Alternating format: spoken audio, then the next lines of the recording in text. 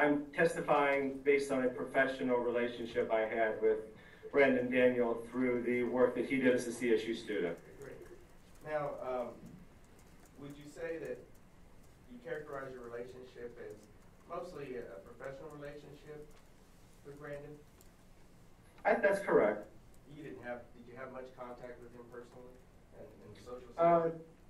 We went out to lunch. I took him out to lunch maybe 3 or 4, probably four times during the time he worked. So. Okay. And but other than that, no contact. Okay. Just outside of work. So how did you come to feel about Brandon through working with him? I thought he was he was a quiet, respectful kid who worked very hard. He wanted to come in. He wanted to earn money. He wanted to do well. Okay. And when you heard about Brandon killing a police officer here in Austin, what was your thought?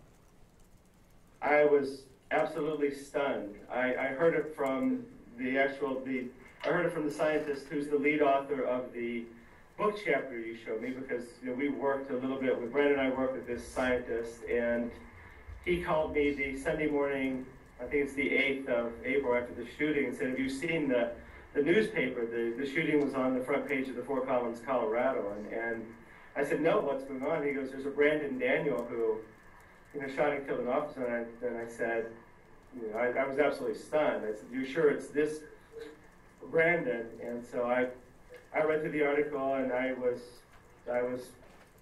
shocked, horrified, both that it was Brandon and that a police officer who was young with children like I have had lost his life. Just horrendous.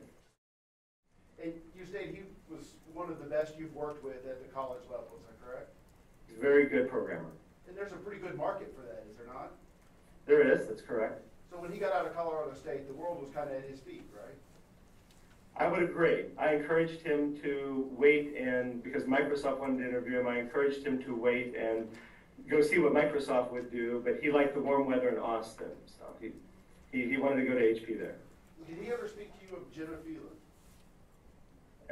Is that his girlfriend? I don't recall the name. Okay, but did he speak of his girlfriend? Yeah, he spoke of his girlfriend.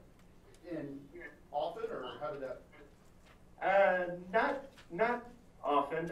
Just like I said, the 3 or 4 times that we would go to lunch, and I'd ask him about his life, where he grew up, and then he mentioned he had a girlfriend, and I think she was working at a Pizza Hut near where we were having pizza. So once I dropped him off because he wanted to go in and see her, but just that he had a girlfriend. And given your level of contact with him during that time period, would it surprise you that she described his college life as smoking marijuana daily? Yes. Would it surprise you that she described him drinking daily? Yes. Would it surprise you that she testified that he routinely used ecstasy during his college experience? Very much so. She also described cocaine. Would that surprise you?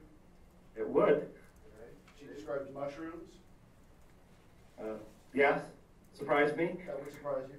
And also described that he took acid during his college experience. Would that surprise you? It would. So if those things are true, it'd be fair to say there was a lot going on that you don't know about while he was at Colorado State. Apparently so. Okay. You described an incident, or described him describing an incident involving an altercation with the police on a motorcycle. That's correct. Do you remember the details of that description? Brandon, we were just talking about the motorcycle in general, and I had said I had a motorcycle in college, and Brandon just said he had a motorcycle that he liked to drive around and drive fast on, and that he had a run with the police officer, and that it was a fast bike, and he ran away from the police officer. And he was successful? I think that's correct. And what was his demeanor when he described that event? Just straightforward. I mean, just not necessarily gloating or I was glad I did this. He just said just matter of fact. He wasn't proud of it? Not especially so, no. But he wasn't embarrassed about it either? He wasn't embarrassed about it either.